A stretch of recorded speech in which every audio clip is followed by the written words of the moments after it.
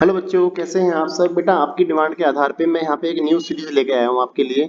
Chapter wise MCQ assessment reasoning और case based study series. क्योंकि बेटा जो हमारी पहली सीरीज थी प्रीवियस ईयर बोर्ड क्वेश्चंस वाली, उसके बेस पे आपने 2 नंबर 3 नंबर और 5 नंबर के जो क्वेश्चंस आते हैं उसमें आप कॉन्फिडेंट हो गए होंगे पूरे। और कुछ बच्चों के व्यू थे कि सर 2 3 और 5 नंबर वाले क्वेश्चन तो हम इजिली कर लेंगे। अब बस आप एक नई सीरीज निकालिए जिससे कि हमारे जो पहला पेपर में, जो पेपर का पहला पार्ट है जिसमें 18 क्वेश्चन आते हैं, 15 एमसीक्यू और 3 एसएसएन रीजनिंग क्वेश्चन, उसके बाद 2 केस बेस्ड स्टडी आती है, जिससे कि थोड़ा सा वो वाला पार्ट भी हमारा मजबूत हो जाए। तो उसी के लिए बेटा मैं एक सीरीज लेके आया हूँ, ये वाली आपकी चैप्टर वाइज एमसीक्यू वाली। तो ये हमारी पहली वीडियो है उस सीरीज की, जिसमें हम डिस्कस करेंगे इलेक्ट्रिक चार्ज एंड फील्ड, जो चैप्टर 1 है आपका। उस पे जो भी MCQ maximum most expected MCQ बन सकते हैं, और जो उसमें केस बेस्ड स्टडी बन सकती है, और जो भी आपकी एसएसएन रीजनिंग वाला पार्ट होगा वो। चलिए बेटा शुरू करते हैं। देखो पहला क्वेश्चन यहाँ पे लिखा हुआ है, each of the 2 point charge are double and their separation is half, force of interaction becomes n times where n is। आपको बोल रहा है कि ये सपोज करो पहले हमारे पास दो चार्ज है, एक Q1 चार्ज है बेटा, दूसरा Q2 है, उनके बीच की सेपरेशन R है। तो उनके बीच का जो फोर्स ऑफ इंटरेक्शन होगा वो कितना होगा according to Coulomb's, this will be K Q1 Q2 by are square. ये है हमारा, इसे हम दे देते हैं क्वेश्चन नंबर 1। अब बोल रहा है इस बार क्या हुआ कि दोनों चार्ज को डबल कर दिया गया है। के इंटू चार्ज हो गया बेटा 2Q1, दूसरा चार्ज भी क्या हो गया 2Q2, separation R, R by two कर दी गई है का स्क्वायर। तो फोर्स कितना बन जाता है एन इंटू एफ बन जाता है। इसे आप थोड़ा सिंप्लीफाई कर लो, के इंटू टू टू जब 4 बाहर आ गया बेटा, यहाँ पे के Q1 Q2 by are square, और नीचे वाला आर घूम के ऊपर आ जाएगा बेटा, ये 2, तो ये हो गया 4। This will B 16 K Q1 into Q2 by are square. ये इक्वेशन नंबर सेकंड आ गया हमारे पास। दोनों इक्वेशन को आप डिवाइड मार दो, देखो f से f कैंसिल आउट हो जाएगा, तो यहाँ आ गया बेटा 1/n इक्वल टू, ये के Q1 Q2 बाई से पूरा कट जाएगा, ये आ गया बेटा 16। सो n इक्वल टू कितना आ गया हमारे पास 16। तो इसका आंसर क्या है डी पार्ट। अगले क्वेश्चन पे आते हैं। एक charge Q is placed at the center of the line joining of the two equal positive charge Q. The system of the three charges will be in equilibrium। ये बोल रहा है कि आपके पास एक सिस्टम है पूरा, जिसमें बेटा आपके पास दो चार्ज वाला सिस्टम है, यहाँ प्लस क्यू है, यहाँ पे भी आपका क्या है प्लस क्यू है। ये मान लेते हैं इनके बीच की सेपरेशन कितनी है आर है। आपको आपने क्या काम करा, इसके सेंटर पे मिड पॉइंट पे आपने एक स्मॉल क्यू चार्ज को छोड़ा है, जिससे कि पूरा सिस्टम इक्विलिब्रियम में रहे। मैं इसको नाम देता हूँ बेटा, ये मान लो ए, ये बी और सी। देखो इक्विलिब्रियम का मतलब होता है, इक्विलिब्रियम कि जो बॉडी पे पूरा नेट फोर्स है वो जीरो हो जाए, मतलब कि force between A and B equal होना चाहिए force between A and C, और बेटा force between B and C. That is the condition ना। ये इक्विलिब्रियम में होना चाहिए कि बेटा इसके ए और सी के बीच का जो नेट फोर्स है, जो सी और बी के बीच का, और जो बेटा बी और ए के बीच का है, वो फोर्स बराबर होना चाहिए। तो इक्विलिब्रियम में यदि मैं यहाँ पे पुटअप करूँ, देखो इसके बीच का फोर्स, ए और सी के बीच का फोर्स कितना हो जाएगा K Q into Q divide by, ये मिड पॉइंट है, this mean R by two हो गया, ये भी बेटा हमारे पास आर बाई टू हो गया, तो आर बाई टू का स्क्वायर। क्योंकि इक्विलिब्रियम का मतलब आपको पता ही है कि जो नेट फोर्स है बॉडी पे कितना होना चाहिए जीरो। तो अब ये तो हमारा फोर्स इसके इसके बीच का हो गया। यदि मैं ए और बी के बीच का फोर्स देखूं, प्लस ए और बी के बीच का फोर्स कितना हो जाएगा K Q into Q divide by are square, that also must be zero ना। इसे आप सिंप्लीफाई करो, तो बेटा यहाँ से देखो के क्यू इंटू क्यू डिवाइड में आर स्क्वायर, और ऊपर 4 आ गया, प्लस यहाँ पे आ गया बेटा K Q square divide by are square equal to zero. आप इसको इस तरफ ले आते हैं साइड में, K Q Q by are square equal to minus का K Q square divide by are square. के से हमारा के कैंसिल आउट हो गया, स्मॉल एक क्यू से क्यू कट गया, आर स्क्वायर से आर स्क्वायर कट गया, तो बेटा हमारे पास क्या आ गया, हमारे पास इधर बचा 4 into Q is equal to minus का क्यू। तो बेटा स्मॉल क्यू की वैल्यू आ गई माइनस का क्यू बाई 4। तो आप इस तरीके से ऐसे क्वेश्चन करेंगे। इस पे बेस देखो तो इसका आंसर क्या है माइनस का क्यू बाई 4। देखो इस तरीके का बेटा एक क्वेश्चन और आता है इस पे बेस, मैं यहाँ समझा देता हूँ अलग से वो क्वेश्चन। क्वेश्चन इंपॉर्टेंट क्वेश्चन है। क्वेश्चन क्या बोलता है कि आपके पास एक मान लो क्यू चार्ज है, इसको आपने जो है दो पार्ट्स में डिवाइड कर दिया है। दो पार्ट कौन कौन से, सपोज करो एक आपने छोटा मान लेते हैं क्यू में टूटा है, दूसरे वाला क्या बन जाएगा क्यू माइनस क्यू बन जाएगा। तो आपको ये बताना है कि भाई इन क्यूज, इन पार्ट्स की वैल्यू क्या होगी कि यदि दोनों के बीच का जो फोर्स है इनके, वो मैक्सिमम फोर्स रहे। Force will be maximum, then what is the value of the parts Q and Q minus Q, इनकी वैल्यूज बतानी है। तो ध्यान रखना, आपने मैथ्स में एक बात सुनी होगी कि भाई मैक्सिमा की कंडीशन क्या होती है। तो बेटा मैक्सिमा की कंडीशन होती है कि यदि दोनों के बीच का जो D F by D Q है, मतलब डिफरेंशिएशन जो है वो जीरो हो जाए, तो वी कैन से कि वो जो है क्या रहेगा, मैक्सिमम रहेगा। तो फोर्स पहले इन दोनों के बीच का फोर्स देख लो अब यहाँ पे। तो फोर्स क्या बन जाएगा, K Q into Q minus Q divide में आर स्क्वायर। अब this force will be maximum, तो इसको डिफरेंशिएट मार दो यहाँ पे, हम इसको डिफरेंशिएट कर देंगे बेटा डी बाई डी क्यू।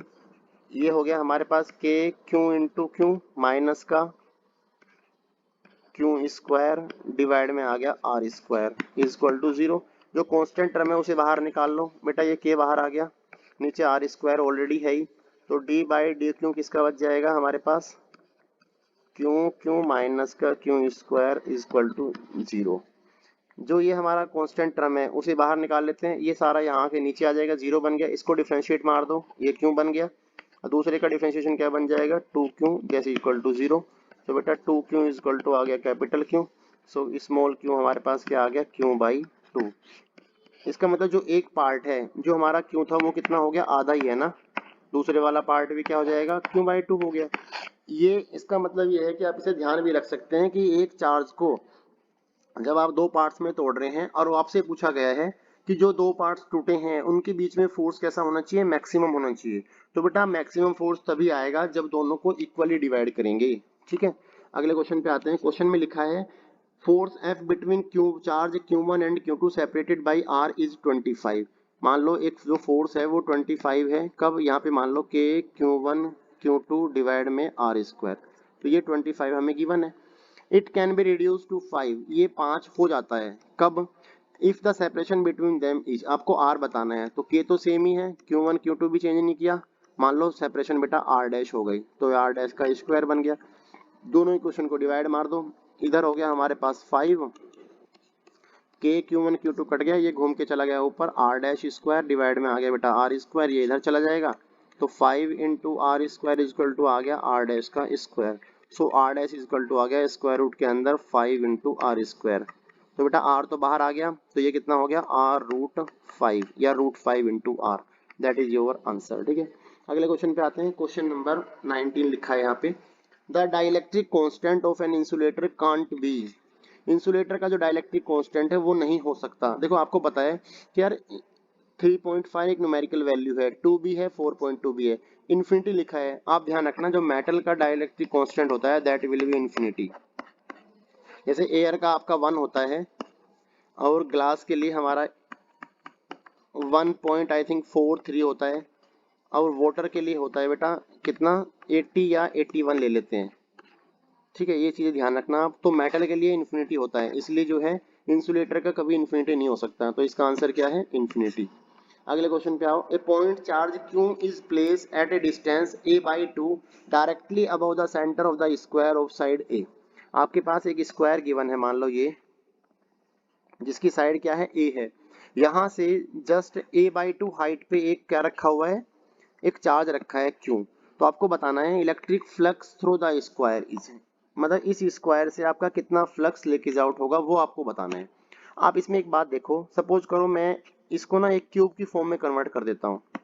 मैंने जो है यहाँ पे एक सेम रेडियस का ही, जो ये आपकी हाइट थी ए, जो इसकी साइड है ए, उसी का मैंने एक ये यहाँ पे क्यूब बना दिया।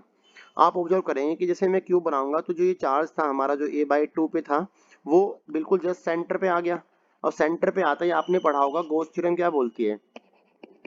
तो बेटा अकॉर्डिंग टू गॉस थ्योरम, थोड़ा थोड़ा मैं साथ में रिवाइज भी कराता रहूंगा यहाँ पे ना आपका, ठीक है। गॉस थ्योरम बोलती है कि किसी भी क्लोज सरफेस से जो इतना फ्लक्स निकलेगा वो होता है बेटा जो चार्ज अंदर रखा है डिवाइड बाई एप्सिलॉन नॉट। अब देखो ये पूरा क्लोज सरफेस मैंने बना दिया, तो पूरे क्लोज से कितना निकल रहा है, क्यू अपॉन एप्सिलॉन नॉट। और बेटा पूरे इस क्यूब के अंदर कितने फेस है, 6 फेस ना, इसका मतलब 6 फेस से जो ये फ्लक्स निकल रहा है वो कितना निकल रहा है, क्यू अपॉन एप्सिलॉन नॉट। लेकिन हमसे तो केवल एक नीचे वाले फेस का पूछा गया है जो हमारा स्क्वायर था, तो एक फेस से कितना हो जाएगा बच्चे, this will B 1/6 Q upon epsilon not. तो इसका आंसर बेटा क्या होगा, 1/6 क्यू अपॉन एप्सिलॉन नॉट। अगले क्वेश्चन पे आओ। Charge q is kept in A sphere of 5 centimetre first. आपका एक मान लो 5 सेंटीमीटर का एक स्फीयर है, इसमें चार्ज क्यों रखा गया है। Then it is kept in a cube. अभी यहाँ पे इस बार इसने चेंज कर दी उसकी लोकेशन, इस बार इसने क्यूब के अंदर रख दिया उसको ना। ये भी 5 सेंटीमीटर का एक क्यूब है। The outgoing flux will be, देखो बेटा दोनों केसेज में आप देख रहे हैं क्लोज सरफेस है, और क्लोज सरफेस से अकॉर्डिंग टू गॉस थ्योरम के जो फ्लक्स निकलता है वो होता है बेटा क्यू अपॉन एप्सिलॉन नॉट। तो आप देखेंगे कि जो फ्लक्स है वो क्या रहेगा, दोनों में सेम रहेगा, क्योंकि बेटा देखो इस एरिया व वॉल्यूम पे डिपेंड नहीं करता, केवल और केवल किस पे डिपेंड करता है, चार्ज के ऊपर। आपका चार्ज तो सेम ही है चाहे वो किसी भी बॉडी में रखा गया हो, लेकिन क्लोज सरफेस है इसलिए चार्ज सेम है। मतलब आपका वॉल्यूम जो है उस पर कोई इफेक्ट नहीं है, शेप से फर्क नहीं पड़ता, तो क्या रहेगा आपका फ्लक्स एकदम सेम रहेगा। ठीक है बेटा, अगले क्वेश्चन पे आओ। When some charge is transferred to A, it radially gets distributed over the entire surface। देखो ये बोल रहे हैं कि एक A सरफेस पे आपका कुछ चार्ज छोड़ा गया, इट मीन्स क्या है, और वो सारा चार्ज डिस्ट्रीब्यूट हो गया। इसका मतलब बेटा वो कंडक्टर है, क्योंकि कंडक्टर में क्या होता है कि आपका जो चार्ज है वो ट्रांसमिट हो जाता है एक पॉइंट से दूसरे पॉइंट पे। If some charge is put on B it stay at the same place. इसका मतलब वो इंसुलेटर है, तो आपको वही बताना है कि कौन सी चीज क्या है, तो इसका आंसर क्या हो जाएगा, कंडक्टर और इंसुलेटर। अगले क्वेश्चन पे आओ, क्वेश्चन नंबर 30। ये बोल रहा है बेटा if 10 to the power 9 electrons moves out of a body to another body every second. एक सेकंड में जो है आपके 10 टू द पावर 9 इलेक्ट्रॉन्स जो है ट्रांसफर हो रहे हैं। तो आप पहले ये निकाल लो कि यार एक सेकंड में कितना चार्ज ट्रांसफर हो रहा है, क्योंकि चार्ज निकालेंगे तभी आपका मजा आएगा निकालने में, तभी आप क्वेश्चन को कर सकते हैं। तो चार्ज ट्रांसफर कितना हुआ वो आप निकाल लेते हैं इन 1 सेकंड। चार्ज ट्रांसफर इन 1 सेकंड। आपको पता है 10 की पावर 9 इलेक्ट्रॉन ट्रांसफर हुए, और बेटा एक इलेक्ट्रॉन पे चार्ज कितना होता है, 1.6 into 10 to the power minus का 19 कूलम। मैं हर क्वेश्चन में आपको कंसेप्ट बताऊंगा, आप बस थोड़ा सा ऑब्जर्व करना अच्छे से, ठीक है बेटा। मैं गारंटी दे रहा हूँ 2023 के लिए ये बेस्ट वीडियो होगी आपकी ना। 10 to the power 9 into multiply कर दिया बेटा आपने, मल्टीप्लाई करने के बाद आपके पास क्या मिलेगा, 1.6 10 की पावर माइनस का 10 कूलम। मतलब आपका इतना चार्ज ट्रांसफर हुआ है एक सेकंड में। आपको बताना है कि एक कूलम चार्ज कितने में ट्रांसफर होगा। तो बेटा देखो 1.6 into 10 to the power minus 10 coulomb charge transfer हुआ है एक सेकंड के अंदर। तो एक कूलम चार्ज कितने में हो जाएगा, 1/1.6 10 की पावर माइनस का 10 सेकेंड्स में। ये इसे ऊपर ले जाओ, सिंप्लीफाई करो, ये 10 की पावर 10 सेकेंड्स ऊपर आ गया बेटा। इसे आप जब सिंप्लीफाई करेंगे तो ये वैल्यू आपकी आनी चाहिए बेटा कितनी, 6.25 into 10 to the power 9 seconds ना। इसे सेकंड को यहाँ पे ईयर्स में कन्वर्ट कर लीजिए, तो ये आंसर आएगा बेटा आपका 198 ईयर्स। तो आप इसे टिक कर दीजिए, 198 इसका आंसर होगा। अगले क्वेश्चन पे आते हैं। क्वेश्चन नंबर 44 लिखा है यहाँ पे, 2 point charges plus 3 microcoulomb and इतने repel each other with a force of 10 newton. अब बोल रहा है कि आपके पास दो चार्जेस है, एक है बेटा प्लस का 3 माइक्रोकूलम, एक है बच्चे प्लस का 4 माइक्रोकूलम। दोनों जो है एक फोर्स 10 न्यूटन से दोनों को जो आपस में क्या कर रहे हैं, रिपल कर रहे हैं, ठीक है। If each of the given an additional charge of -6 microcoulomb the new force will B. तो आपको नया फोर्स क्या हो जाएगा यदि आप क्या करेंगे, दोनों को जो है माइनस क्यों ऐड कर दे, तो -6 ऐड कर दे। इसमें देखो -6 ऐड कर दो पहले, या पहले यहाँ का फोर्स निकाल लो, एक काम करो, यहाँ से आर आ जाएगी हमारे पास, ठीक है। तो यहाँ का फोर्स बेटा कितना है, 10 है हमारे पास, तो यहाँ है K/Q1 into Q2 by are square. ये वाला फॉर्मूला आप अप्लाई करेंगे तो ये हो गया यहाँ पे K इंटू 3 इंटू 10 की पावर -6 माइक्रो लिखा है यहाँ पे, ठीक है बेटा। ये हो गया 4 इंटू 10 की power -6 divide by are square. दूसरी बात, अब बोला इसने क्या कर दिया है, तो आपसे पूछ रहा है कि इसने दोनों में ऐड कर दिया है बेटा -6। तो जब यहाँ पे आप -6 ऐड करेंगे तो दिस विल बी माइनस का 3 बन गया हमारे पास। यहाँ -6 ऐड करेगा तो बेटा ये बन जाएगा हमारे पास माइनस का 2 माइक्रोकूलम। तो हमारे पास जो दोनों के बीच के फोर्स आया, ये मान लो हमारा फोर्स आ गया कितना, F। सपोज करो F आया हमारे पास, ठीक है। तो K तो हमारा सेम ही है, चार्ज हमारा कितना हो गया बेटा 3 इंटू 10 की पावर -6, ये वाला 2 इंटू 10 की power -6 divide by are square. R तो सेम ही है, दोनों को आप डिवाइड मार दो। जैसे आप डिवाइड करेंगे देखो ये सारा पार्ट्स कट जाएगा बेटा, ये पूरा हिस्सा कट गया, यहाँ से ये डबल आ जाएगा, ये आर स्क्वायर भी कट गया। तो ये हमारे पास आ गया 10/F इक्वल टू 2 आ गया, F इक्वल टू आ गया बेटा 5। इसका मतलब आपका फोर्स कितना रह जाएगा, 5 न्यूटन हो जाएगा, ठीक है।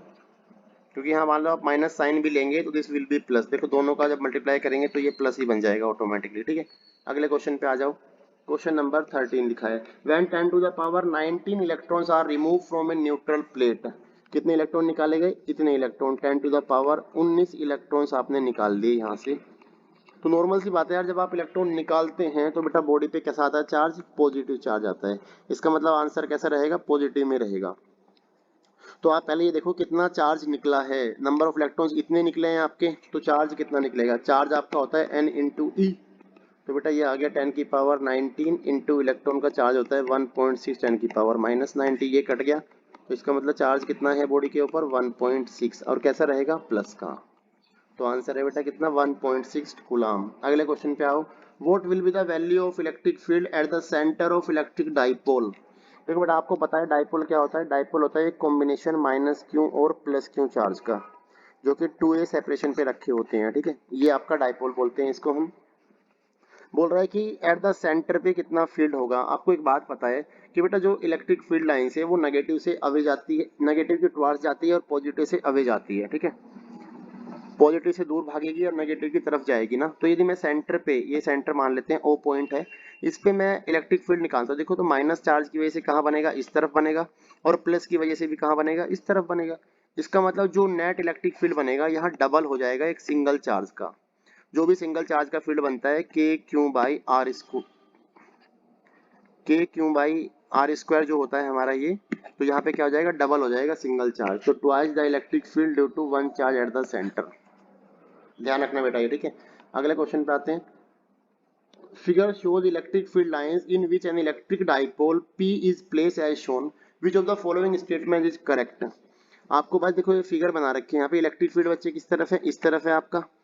यहाँ प्लस क्यू है, यहाँ माइनस क्यू है। देखो आप पहले फिगर समझ लीजिए।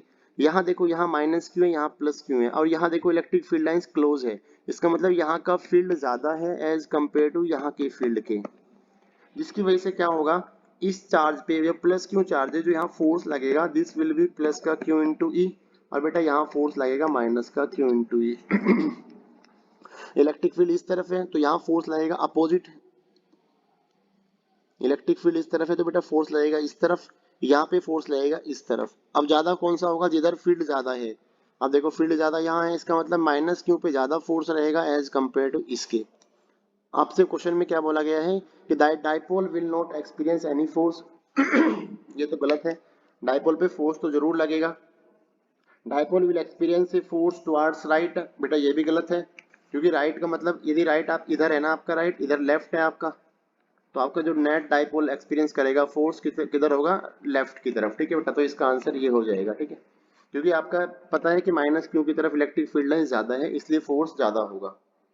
अगले क्वेश्चन पे आओ बेटा।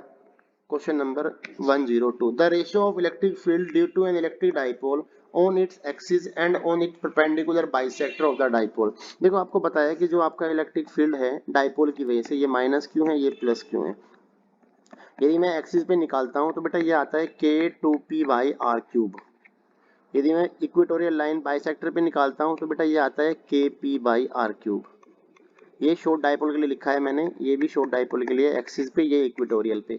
दोनों का रेशियो पूछा है। पहले एक्सिस है ऊपर नीचे, तो इसका मतलब 2:1 हो जाएगा। देखो ये तो पूरा कैंसिल आउट ही हो जाएगा, तो यहाँ आ जाएगा 2, यहाँ 1, ठीक है बेटा। तो आंसर क्या है? 2:1। अगले क्वेश्चन पे आ जाओ। Question number 103। A point charge is situated at an axis axial point of small electric dipole at a large distance from it. आपके पास एक डाइपोल है, ये माइनस क्यू है यहाँ पे, यहाँ बेटा प्लस क्यू है आपके पास, ठीक है। एक्सियल लाइन पे एक पॉइंट चार्ज रखा हुआ है, कहीं पर भी मान लेते हैं, और जो कि काफी दूरी पर है, ठीक है। तो आपसे पूछा गया है कि द चार्ज एक्सपीरियंसिव फोर्स एफ, यहाँ पे एफ एक फोर्स लग रहा है। If the distance of the charge is doubled, यदि आप चार्ज की डिस्टेंस डबल कर दे, ये मान लो आर सेपरेशन थी, आपने क्या काम करा? इसको डबल कर दिया है, तो फोर्स पे क्या फर्क पड़ेगा? आप एक बात देखो पहले बेटा, in case of short dipole जो इलेक्ट्रिक फील्ड होता है वो होता है एक्सिस पे K2P बाई आर क्यूब, ये होता है। यदि मैं इस इलेक्ट्रिक फील्ड की वजह से यहाँ पे फोर्स निकालूं तो बेटा फोर्स क्या हो जाएगा? F इक्वल टू होता है Q इंटू ई। तो ये हो गया हमारे पास Q इंटू ई, और यहाँ पे चार्ज रखा है Q, तो बेटा ई की वैल्यू डाल दो K2P/r³। इनिशियली यहाँ पे फोर्स कितना है, इतना है इस पॉइंट पे ना, जो कि बहुत दूरी पे रखा गया है। अब इसने बोला आर को आपने डबल कर दिया, आर डबल होते ही मान लो फोर्स बन गया एफ डैश। बेटा के चेंज नहीं हुआ, क्यू चेंज नहीं हुआ, 2 सेम, पी सेम, आर हो गया डबल, तो ये हो गया 2r का क्यूब। इसका मतलब ये हो गया 1/8 K2Q_P/r³। ये हमारा पुराने वाला फोर्स है। तो बेटा जो फोर्स है वो कितना हो जाएगा, F/8। तो आंसर आ गया हमारा F/8। इसमें बच्चे क्या करते हैं, मैक्सिमम सीधा ये वाला फॉर्मूला अप्लाई कर देंगे K_Q1Q2/r² वाला। तो यहाँ पे इसके हिसाब से 4 आ जाएगा आंसर, लेकिन गलत है, ये ध्यान रखना, क्योंकि बेटा यहाँ एक्सियल पॉइंट की बात कर रखी है डाइपोल के केस में। ठीक है, अगले क्वेश्चन पे आओ। Question number 11। An electric dipole is placed in a uniform electric field with the dipole axis making an angle theta with the direction of the electric field.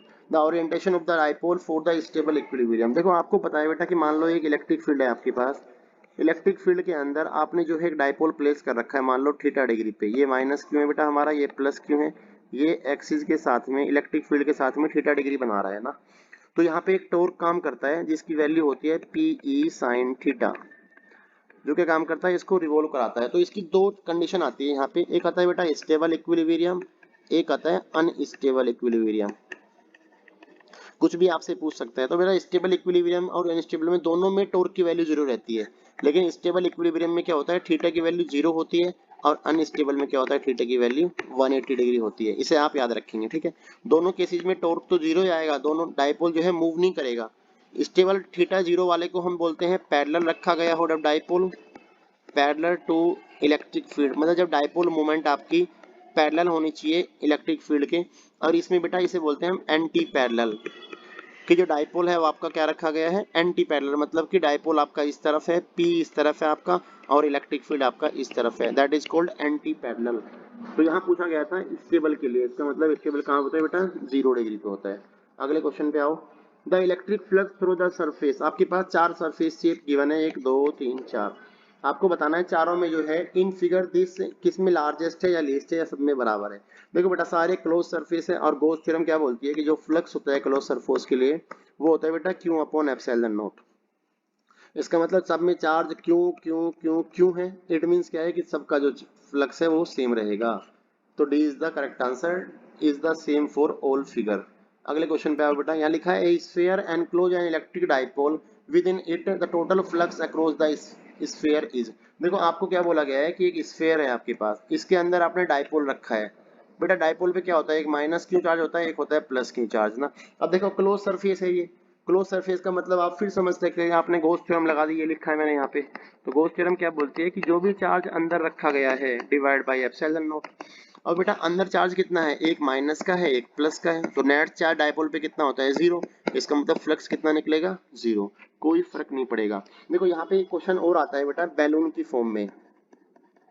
बोलते हैं कि मान लो आपके पास एक बैलून है जो कि अभी फुलाया नहीं है, बिल्कुल ऐसे नॉर्मल बैलून है ये ना, यहाँ पे कोई चार्ज रखा गया है क्यों। आपने क्या काम करा, इसमें हवा भर दी और बैलून फूल गया आपका ना, बैलून फूल के आपका मान लो ऐसे हो गया ना। तो अब आपको बताना है इलेक्ट्रिक फ्लक्स पे क्या इफेक्ट पड़ा। तो बेटा ध्यान रखना इस वाले केस में भी इलेक्ट्रिक फ्लक्स पे कोई इफेक्ट नहीं पड़ेगा, क्योंकि चार्ज की वैल्यू जो है क्लोज सरफेस है और चार्ज चेंज नहीं हो रहा है। अगले क्वेश्चन पे आओ।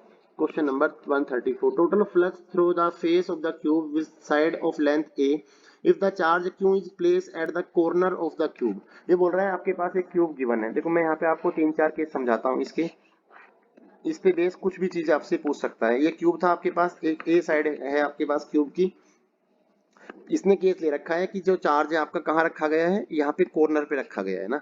तो आप एक बात समझो, देखो पहला केस, मैं आपको यहाँ सारे केस डिस्कस कर लेता हूँ। नंबर 1 चीज, if charge is at one face, charge is at centre, पहले सेंटर वाले ले लेते हैं ऑफ द क्यूब। ये आपका क्यूब है बेटा, इसके सेंटर में चार्ज आपका रखा है। इसका मतलब जो टोटल फ्लक्स आपका लीकेज आउट होगा इससे वो कितना निकलेगा, according to Gauss theorem Q/ε0। यदि एक फेज से पूछा जाएगा तो बेटा वन फेज से जो फ्लक्स आ जाएगा वो हो जाएगा 1/6 Q/ε0। क्योंकि आपको पता है क्यूब के 6 फेस होते हैं और चार्ज सेंटर में है, और सारे के सारे फेस से जो चार्ज है वो इक्वी डिस्टेंस है। इसका मतलब क्या है, टोटल फ्लक्स कितना होगा एक फेज से 1/6, और टोटल क्यूब से कितना होगा क्यू अपॉन एप्सिलॉन नॉट। दूसरा केस देखो, अब यदि मैं बोलूं आपसे कि इफ चार्ज इज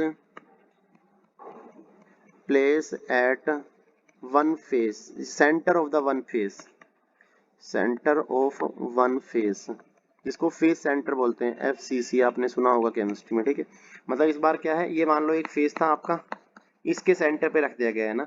तो बेटा देखो फर्स्ट तो पहली बात हमें ये क्लोज सरफेस बनाना पड़ेगा। तो क्लोज सरफेस कब बनता है, ये देखो अभी ये साइड में रखा है ना, यदि मैं यहाँ पे एक क्यूब और लगा दूं ऐसा ही ना,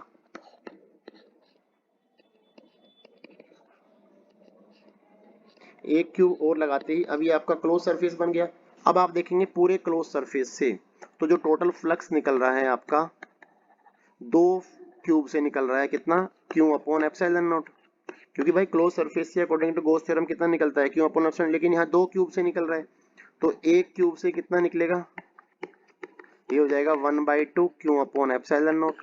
और यदि पूछा गया हो कि एक फेस से कितना निकलेगा, तो आप ध्यान रखना जिस फेस में आपने, जैसे आपके पास ये इसको ये क्यूब था पहले, आपका जो है एक फेस पे जो है रखा गया है चार्ज यहाँ पे, तो जिस फेस को चार्ज टच कर रहा है उस फेस से कोई फ्लक्स लीकेज आउट नहीं होगा।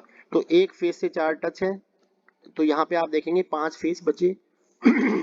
इसका मतलब जो एक क्यूब से फ्लक्स निकल रहा है बेटा वो 1/2 निकल रहा है 5 फेस से। तो एक फेस से कितना निकलेगा, 5 फेस से निकल रहा है 1/2, तो एक फेस से हो जाएगा 1/10 क्यू अपॉन एप्सिलॉन नॉट। ध्यान रखना ऐसा क्वेश्चन भी पूछते हैं। थर्ड वाला पार्ट बेटा देखो, यदि मैं इसको क्या काम करूं, if charge is at corner of the face, यदि मैं क्या काम कर दूं इसे बेटा कॉर्नर पे कर देता हूं, ठीक है। कॉर्नर पे करते ही क्या होगा, या कॉर्नर ऑफ द क्यूब कर देते हैं सीधा, चलो फेस वाला बाद में बात कर लेंगे। मैंने सीधा कॉर्नर पे कर दिया, यहाँ पे कर दिया ना। तो अब आप ऑब्जर्व करो कि इस चार्ज को क्लोज करने के लिए बेटा कितने क्यूब लगेंगे आपके। तो आपको देखो अभी मैंने एक क्यूब यहाँ लगा दिया, तो अभी भी ये क्लोज नहीं है, मैं एक क्यूब यहाँ लगाना पड़ेगा मेरे को ऐसे ही, फिर एक क्यूब यहाँ लगाना पड़ेगा, तो अभी भी ये ऊपर आ गया बस ना। अब इसके ऊपर ऐसे ही मेरे को 4 क्यूब और रखने पड़ेंगे। मतलब क्या है कि जो मेरा 8 क्यूब से फ्लक्स निकलेगा इस बार, वो निकलेगा बेटा क्यू अपॉन एप्सिलॉन नॉट। एक क्यूब का आप फ्लक्स निकाल लीजिए, एक क्यूब से कितना हो जाएगा 1/8 क्यू अपॉन एप्सिलॉन नॉट। यदि एक फेस से पूछा गया हो तो एक फेस से जो फ्लक्स निकलेगा, अब आप देखो कोने पे रखा गया है तो बेटा ये 3 फेस को टच करता है, तो इसका मतलब 3 फेस से ये पूरा फ्लक्स निकल रहा है, तो एक फेस से कितना आ जाएगा 1/24 क्यू अपॉन एप्सिलॉन नॉट। तो यहाँ बेटा देखो क्वेश्चन में पूछा गया था if charge q is place at the corner, तो ये वाला केस है आपका कॉर्नर वाला। तो आपसे पूछा गया है कि भाई एक फेस से कितना निकलेगा, फेस से नहीं पूछा, total flux through the faces, इसका मतलब ये क्यूब से पूछ रहा है, तो बेटा ये कितना हो जाएगा 1/8 क्यू अपॉन एप्सिलॉन नॉट, इसका आंसर है। यदि यहाँ क्वेश्चन में आता है कि वन फेस से कितना आएगा, तो दिस विल बी 1/24। अगले क्वेश्चन पे आओ बेटा, question number 135। A cylinder of radius r and length l is place in uniform electric field E parallel to the cylinder axis. जैसे मान लो बच्चे ये सिलेंडर है हमारे पास, ठीक है, इसकी जो है सिलेंडर एक्सिस क्या है, ये ऐसे है ना, यहीं पे इसी की तरफ जो है आपका इलेक्ट्रिक फील्ड बना हुआ है ऐसे ही, इलेक्ट्रिक फील्ड और जो सिलेंडर एक्सिस है both are parallel to each other. तो अब आपको बताना है कि total flux for the surface of the cylinder is given by देखो बेटा यहाँ तो जो इलेक्ट्रिक, जो यहाँ का इसका एरिया वेक्टर होगा वो तो बाहर की तरफ आ जाएगा, तो यहाँ तो इलेक्ट्रिक फ्लक्स लीकेज आउट ही नहीं होगा, क्योंकि इलेक्ट्रिक फ्लक्स क्या होता है ई डॉट डी एस होता है, तो E dot D S cos theta हो जाएगा हमारे पास ये, तो ये हमारा फ्लक्स होता है।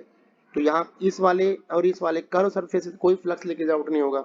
जो यहाँ का एरिया वेक्टर है वो किस तरफ हो जाएगा, इधर, तो इसका मतलब यहाँ एंगल कितना बन रहा है 0 डिग्री। लेकिन बेटा यहाँ का एरिया वेक्टर किधर हो जाएगा, नीचे की तरफ, यहाँ एंगल कितना बनेगा 180 डिग्री, क्योंकि एरिया वेक्टर नीचे की तरफ है, इलेक्ट्रिक फील्ड तो ऊपर ही है आपका। तो यहाँ से जो फ्लक्स निकलेगा, यहाँ फ्लक्स कितना हो जाएगा E D S cos theta, और यहाँ थीटा 0 है, this will be E D S, cos 0 की वैल्यू 1 होती है। यदि बेटा मैं यहाँ का फ्लक्स चेक करूंगा तो this will be E D S cos of 180 degree, और कोस 180 -1 होता है, तो दिस विल बी माइनस का ई डी एस। ये आपका फ्लक्स आ गया टोटल यहाँ पे ना। तो ये दोनों को ऐड किया जाए तो नेट फ्लक्स 0, तो इसका मतलब बेटा आंसर कितना आ गया इसका 0। अगले क्वेश्चन पे आते हैं, question number 144। The two large thin metal plates आपको गिवन है प्लस सिग्मा और माइनस सिग्मा वाली, क्लोज रखी गई है और दोनों की जो सरफेस चार्ज डेंसिटी है सिग्मा वो बच्चे गिवन है 27 into 10 to the power minus का 22 कूलम पर मीटर स्क्वायर। आपसे पूछा गया है electric field E in the region second in the between plates. देखो मैं आपको यहाँ एक केस समझाता हूँ। आपके पास दो प्लेट्स हैं मान लो, दोनों सपोज करो प्लस प्लस वाली है या एक है माइनस वाली और एक है प्लस वाली। दो केस है बेटा यहाँ पे, ये गॉस थ्योरम की एप्लीकेशन है एक्चुअली ना सेकंड वाली। एक यहाँ दोनों प्लस वाली है। ध्यान रखना कि जो बीच वाला पॉइंट होता है, ये जो इधर वाले हैं, जो इधर वाले साइड वाले ना, देखो जो प्लेट्स के साइड वाले पॉइंट्स है वहां पे इलेक्ट्रिक फील्ड की वैल्यू कितनी होती है, 0। सॉरी प्लस वाले में यहाँ इलेक्ट्रिक फील्ड होता है बेटा सिग्मा अपॉन एप्सिलॉन नॉट। यहाँ पे भी क्या होता है, सिग्मा अपॉन एप्सिलॉन नॉट, लेकिन बीच में फील्ड कितना होता है, 0। यदि दोनों सेम है तो, यदि एक डिफरेंट है तो बेटा बीच में आ जाता है सिग्मा अपॉन एप्सिलॉन नॉट और साइड में आ जाता है कितना, 0। इसी कॉम्बिनेशन को हम कैपेसिटर बोलते हैं आगे जाके चैप्टर में ना। अब यहाँ देखो एक प्लस एक माइनस है, तो आप इससे पूछा गया है कि सेकंड, यहाँ सेकंड बीच में लिखा है, इसका मतलब ये वाला केस है, तो आपसे इलेक्ट्रिक फील्ड निकलवा रहा है, तो बेटा सीधा फॉर्मूला डाल दो sigma upon epsilon naught. Sigma की वैल्यू कितनी है आपके पास गिवन है 27 into 10 to the power minus का 22 डिवाइड बाई एप्सिलॉन नॉट की वैल्यू पुटअप कर दो आप 8.85 इंटू 10 की पावर माइनस का 12। इसे आप सिंप्लीफाई करेंगे तो आपका आंसर आ जाएगा, चेक कर लेना आप इसमें से, ठीक है, नियर अबाउट आई थिंक ये आ जाएगा हमारे पास आंसर, ठीक है बेटा।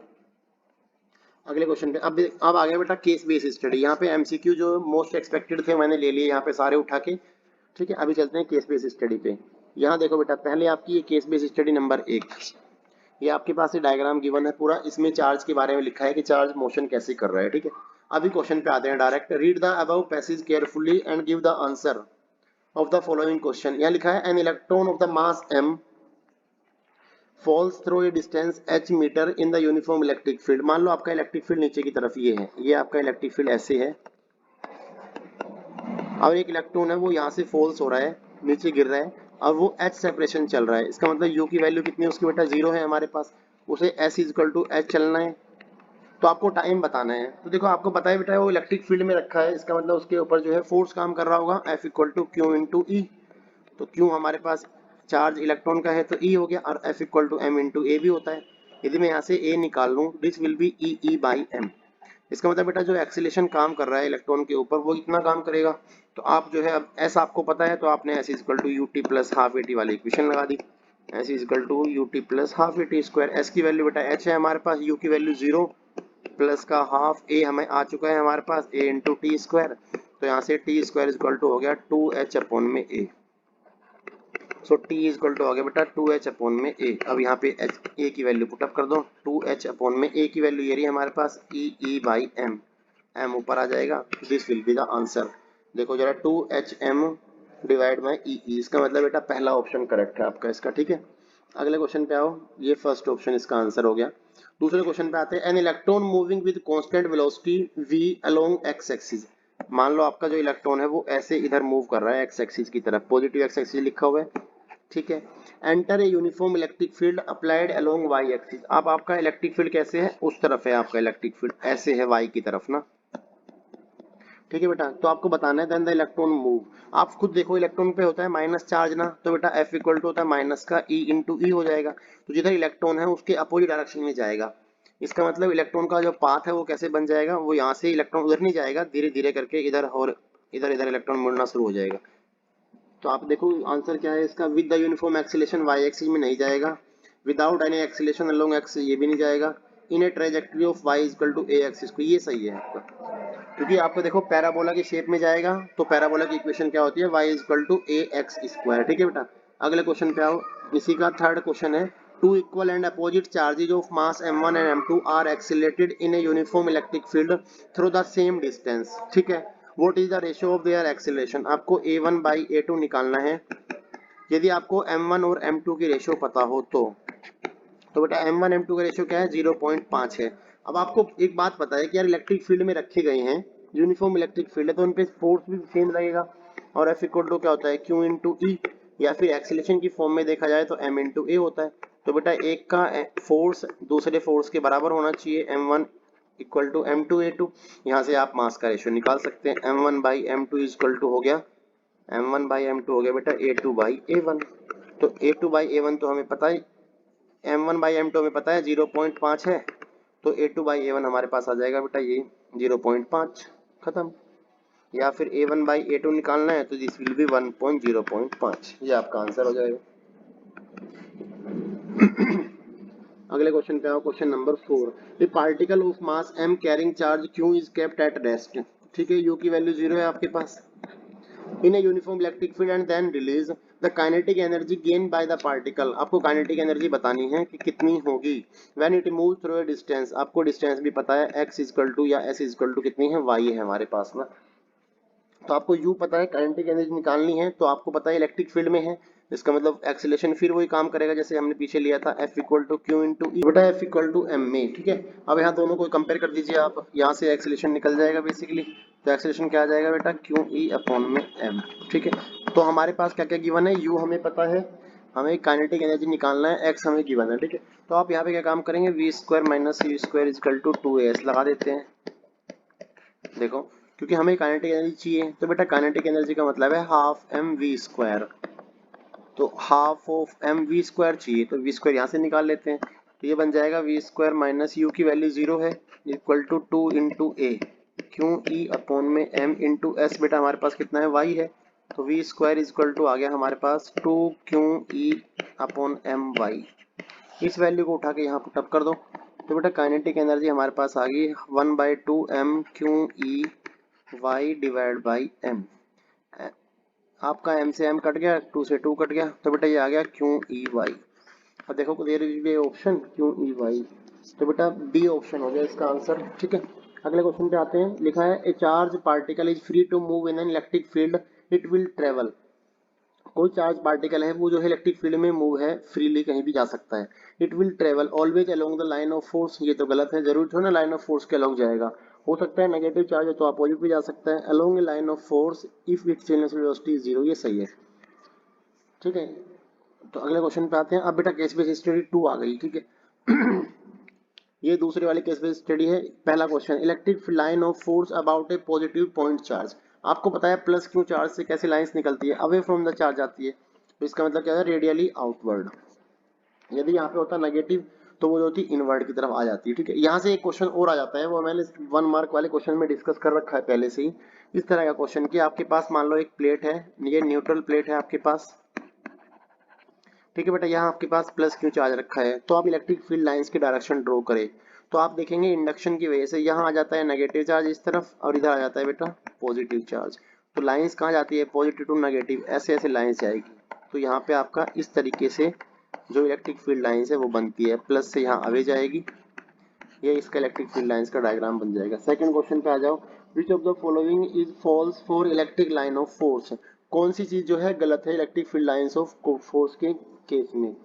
दे ऑलवेज स्टार्ट फ्रॉम पॉजिटिव, ये तो सही है, एंड नेगेटिव एंड होती है। दे ऑलवेज परपेंडिकुलर सरफेस पे, ये भी होती है। They always form close loop, ये गलत है बेटा, क्योंकि electric field lines close loop नहीं बनाती, वो magnetic field lines close loop बनाती है। ठीक है, अगले क्वेश्चन पे आओ। Which one of the following pattern of the electric line of force is not possible in field due to stationary charge। देखो बेटा स्टेशनरी चार्ज होगा तो वो क्या करेगा, यहाँ से अपनी तरफ से लाइंस निकालेगा, अपने एक ही पॉइंट से, पॉइंट चार्ज की तरह बिहेव करेगा, तो वहां से लाइंस निकलेगी। यदि दूर कोई सोर्स है तो वो पैरेलल लाइंस लाएगा।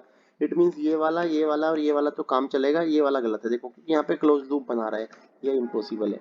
अगले क्वेश्चन पे आओ। Electric line of force are curve in field of a single positive and, ये तो गलत है। देखो एक सिंगल और पॉजिटिव चार्ज से कैसे निकलती है, इस लाइन जाती है स्ट्रेट लाइन। इक्वल और opposite charges in the field of two like charges B and C. B and C इसका आंसर हो जाएगा, क्योंकि देखो दोनों लाइक चार्ज, दो प्लस चार्ज होंगे या दो, एक प्लस और एक माइनस चार्ज होगा, तो आपको पता है प्लस से माइनस की तरफ तो लाइन ऐसे मुड़ती है, देखो कर्व लाइन आ रही है। यदि अवे यहाँ प्लस, दोनों प्लस रहेंगे तो बेटा लाइन जाएगी अवे ना।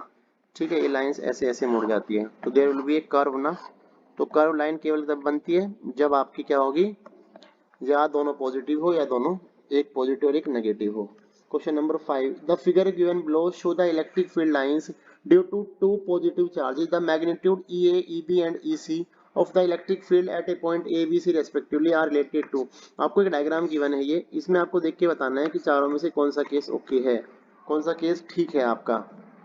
देखो आपको पता है कि यार यहाँ पे EA यहाँ पे दो इलेक्ट्रिक फील्ड लाइंस है, यहाँ पे एक भी लाइंस नहीं है बेटा, यहाँ पे एक लाइंस के आसपास है ना।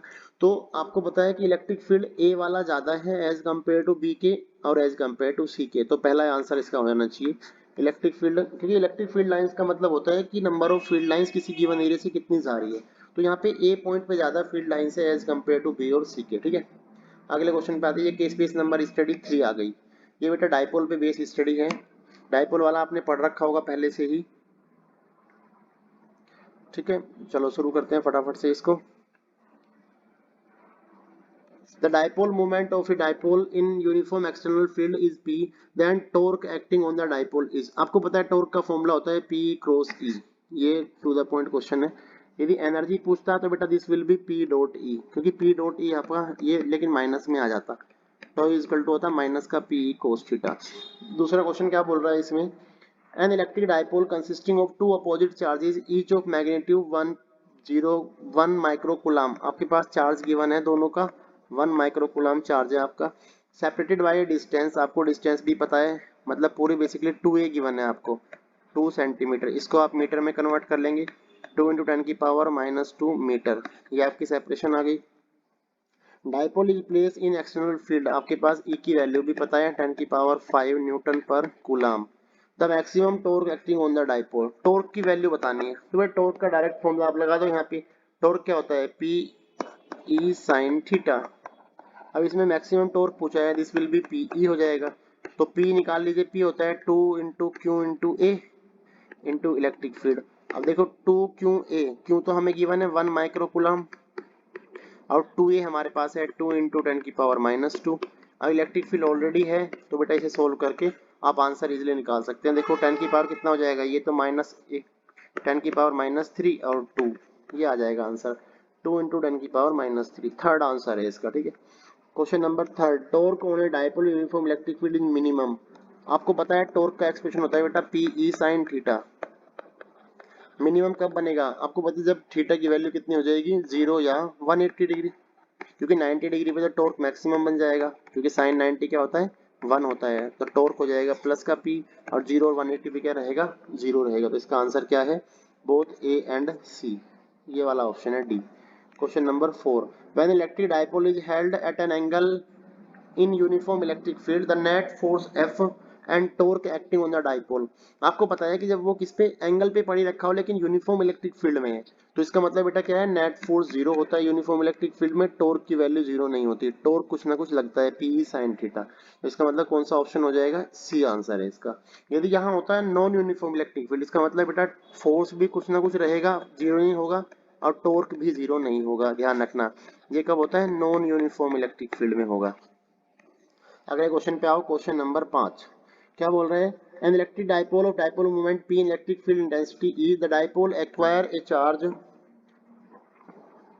ए position such that the axis of dipole makes an angle theta with the direction of the field, torque and the potential energy. देखो टॉर्क का एक्सप्रेशन P sin थीटा होता है, पोटेंशियल एनर्जी का माइनस का P cos थीटा होता है, तो ये तो सीधा आंसर हो गया, ठीक है। केस बेस स्टडी 4 पे आ जाओ बेटा, ये जो है आपकी गोस थ्योरम पे बेस स्टडी है, जो मैंने पीछे डिस्कस की थी अभी, कि दो देखो प्लेटें हैं, एक पॉजिटिव है और एक बेटा क्या है नेगेटिव प्लेट है।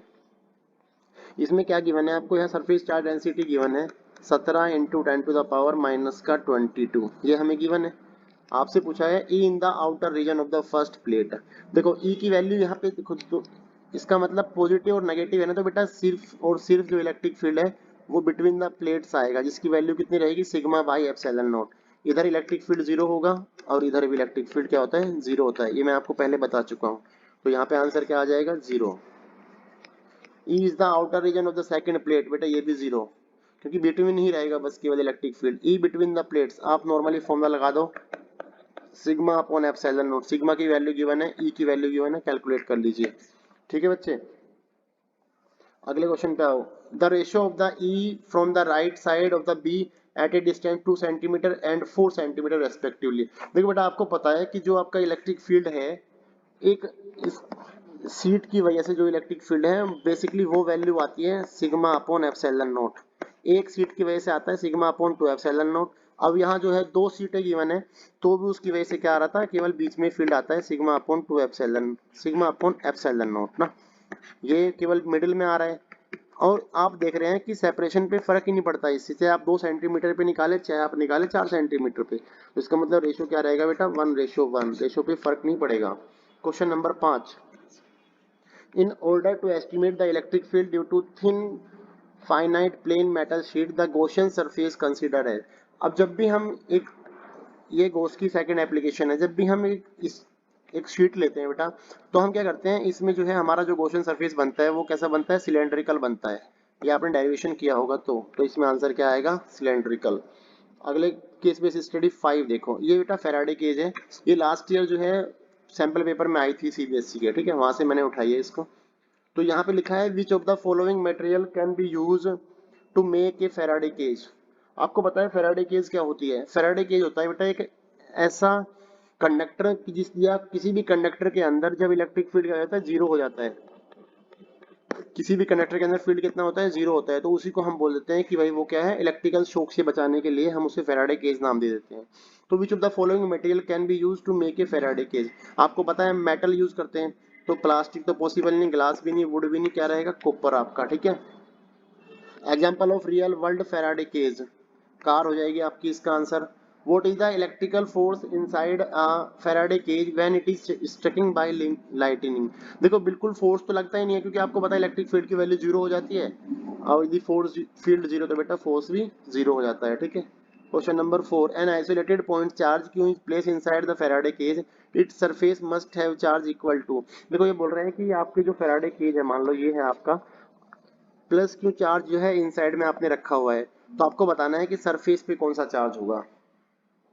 देखो यहाँ प्लस क्यू है, इसका मतलब सरफेस पे हो जाएगा माइनस का क्यू चार्ज, उल्टा, क्योंकि कंजर्वेशन को फॉलो करेगा, ठीक है। तो बेटा माइनस का क्यू चार्ज हो गया यहाँ पे ना। Question number 5, a point charge of 2 coulomb is place at a centre of Faraday cage in the shape of cube with surface of 9 centimetre. ये आपका एक क्यूब है, 9 सेंटीमीटर का क्यूब है आपका ये, इसके अंदर आपने चार्ज प्लेस कर रखा है 2 कूलम का। The number of electric field lines passing through the cube normally will be. देखो आपको पता है कि यहाँ से लीविंग होगा, आपका फ्लक्स जो है बाहर निकलेगा, तो ऑप्शन रहेगा लीविंग वाला, तो लीविंग वाला में 2 ऑप्शन है, ठीक है। अब कितना रहेगा उसके लिए आप फ्लक्स का फॉर्मूला लगा दो, फ्लक्स का गॉस थ्योरम क्या बोलती है, क्यू अपॉन एप्सिलॉन नॉट। तो बेटा क्यू की वैल्यू हमें पता है, 2 डिवाइड बाई एप्सिलॉन नॉट की वैल्यू आ जाएगी 8 इंटू 8 5 10 की पावर माइनस का 12।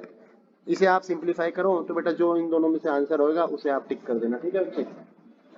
अगले क्वेश्चन, अब आगे बेटा एसेशन रीजनिंग वाले क्वेश्चंस ना, देखो चलो फटाफट जल्दी जल्दी इनको सोल्व कर लेते हैं। एसेशन बोल रहा है when we rub a glass rod with silk the rod gets positively charge and the silk gets negatively charge. Normal सी बात है, जब आप ग्लास रोड को बच्चा सिल्क के कपड़े के साथ रब करते हैं, तो ग्लास रोड से इलेक्ट्रॉन्स जो है कहाँ जाते हैं, सिल्क में चले जाते हैं, तो ग्लास रोड पे आता है पॉजिटिव और सिल्क पे आता है नेगेटिव चार्ज, ठीक है। ये आपने फर्स्ट चैप्टर में पढ़ रखा है थ्योरी में ना। On rubbing electrons from the silk cloth move to glass rod. देखो ये गलत लिखा है यहाँ पे ना, क्योंकि इलेक्ट्रॉन्स तो कहाँ से जा रहे हैं, ग्लास रोड से सिल्क में जा रहे हैं, इसका मतलब इसका आंसर क्या हो जाएगा, सी। क्योंकि ए तो सही है आपका, लेकिन रीजन आपका गलत है। यदि आपका एसेशन ठीक हो, रीजन गलत हो, तो we can call it C option लगाएंगे, ठीक है। अगले क्वेश्चन पे आते हैं, चार्ज इज क्वांटाइज। आपको पता है जो चार्ज है वो क्वांटाइजेशन की प्रॉपर्टी को फॉलो करता है, Q equal to N into E होता है। अब लिखा है यहाँ पे charge which is less than 1 coulomb is not possible. देखो ये भी आपका गलत है, क्योंकि यार जरूरी थोड़ी ना है कि 1 कूलम से कम का चार्ज हो तो वो पॉसिबल नहीं है। बेटा इंटीग्रल फॉर्म पॉसिबल होता है, लेकिन ये नहीं कि भाई 1 कूलम से छोटा सा चार्ज होगा तो वो पॉसिबल नहीं होगा, ये गलत है। इसका मतलब इसका आंसर भी बच्चे क्या हो जाएगा, सी हो जाएगा। अगले क्वेश्चन पे आओ, charging is due to transfer of electron, ये तो सही है भाई। Mass of the body decreases slightly when it is negatively charge. देखो किसी बॉडी पे जो है नेगेटिव चार्ज कब आता है, जब उसने इलेक्ट्रॉन्स लिए हैं अपने अंदर ना, इसका मतलब उसने कोई चार्ज जो है उसके ऊपर आया है, तो नेगेटिव तभी तो आएगा। तो यार नेगेटिव चार्ज आने का मतलब उसमें इलेक्ट्रॉन्स गए हैं, इलेक्ट्रॉन गए हैं, तो मास बढ़ेगा घटेगा, मास बेटा बढ़ेगा, इसका मतलब ये भी गलत है आपका। तो इसका ये वाला सेक्शन भी क्या रहेगा, charge is due to transfer of electron तो होता है, इसका मतलब बेटा ये भी आपका क्या हो गया, सी हो गया। अगले क्वेश्चन पे आओ, when bodies are charge through friction there is a transfer of electric charge from one body to another body but no creation और डिस्ट्रक्शन ऑफ चार्ज। ये तो सही बात है कि जब भी चार्ज का इलेक्ट्रॉन का ट्रांसफर होता है तो जो है फ्रिक्शन के थ्रू, तो एक बॉडी से दूसरी बॉडी में चार्ज चला जाता है। This follow from conservation of electric charge, ये तो सही है। इसका मतलब ये क्या है, इसका आंसर ए हो जाएगा, क्योंकि बेटा क्या होता है, कंजर्वेशन ऑफ चार्ज को तो फॉलो करता ही है। अगले क्वेश्चन पे आओ। The charge of a on a body can be increase or decrease in terms of electric charge. ये भी सही है क्योंकि Q इक्वल टू होता है प्लस माइनस एन ई। तो इलेक्ट्रॉन के चार्ज की फॉर्म में ही आपका जो चार्ज है वो ट्रांसफर होता है। Quantization of charge means that charge on a body is the integral multiple of electronic charges. को मैंने सेम लिखा है यही। इसका आंसर क्या हो जाएगा बच्चा? ए। अगले क्वेश्चन पे आओ फटाफट।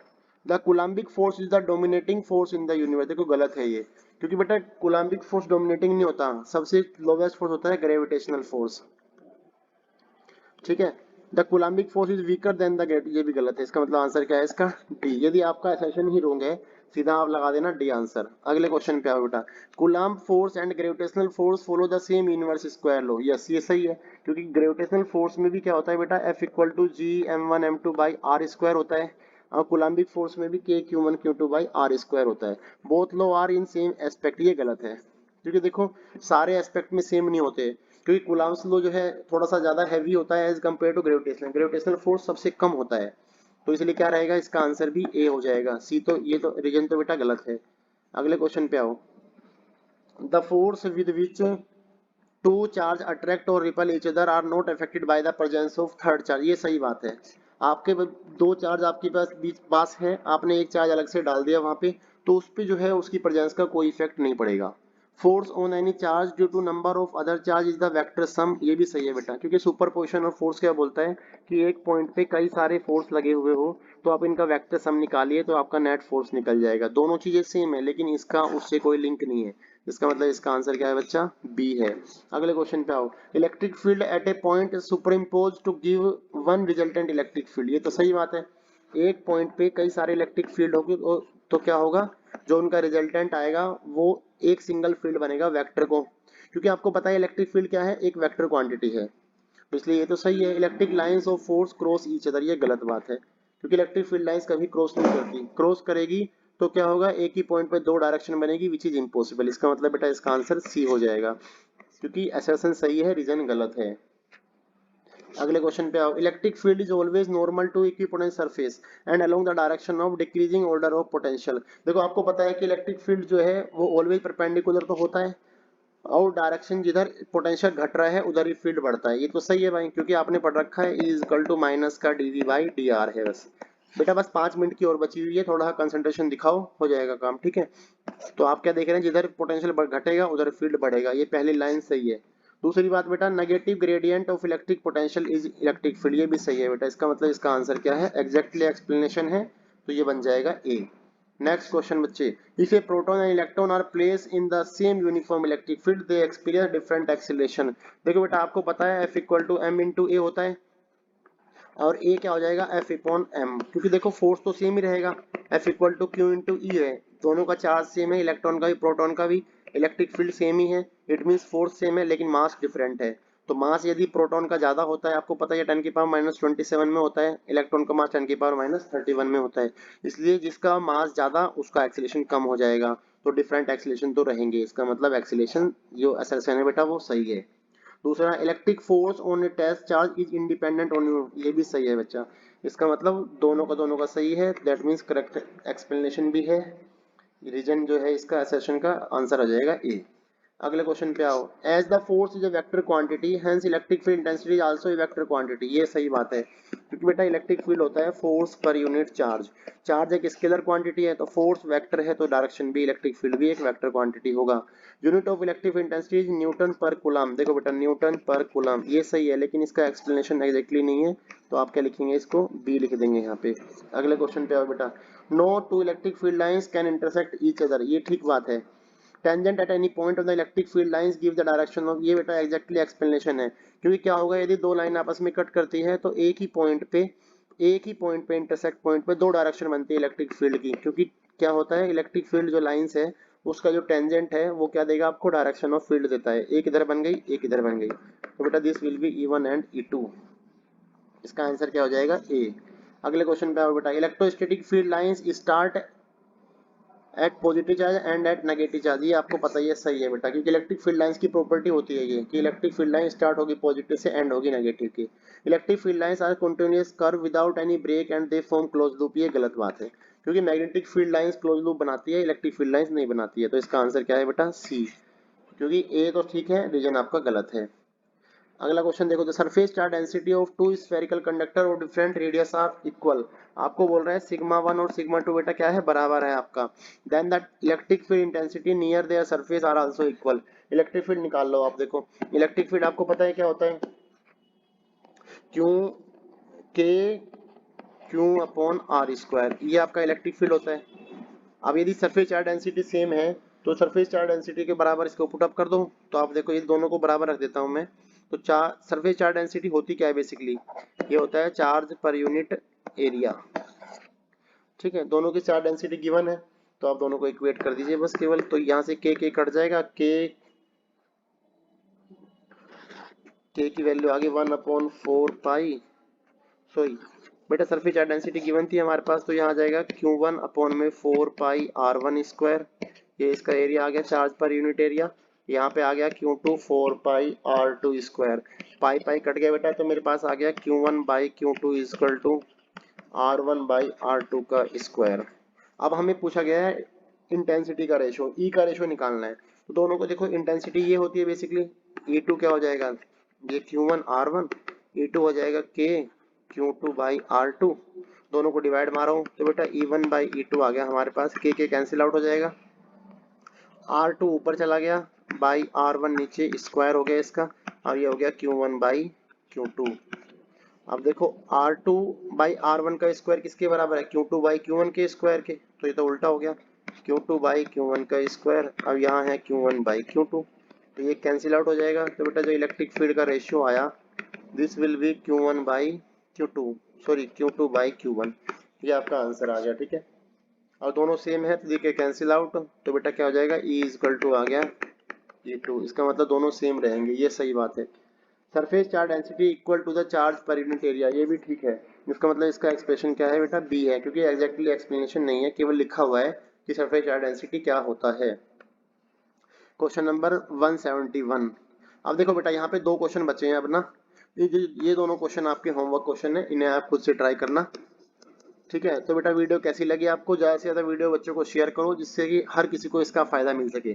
थैंक यू सो मच, जल्दी ही मिलते हैं नेक्स्ट वीडियो में। कल ही बेटा दूसरी वीडियो आ जाएगी इसकी। अब डेली 14 डेज के अंदर अंदर 14 के जो चैप्टर हम जो है कवर कर देंगे, उसके बाद बेटा सैम्पल पेपर सीरीज आएगी।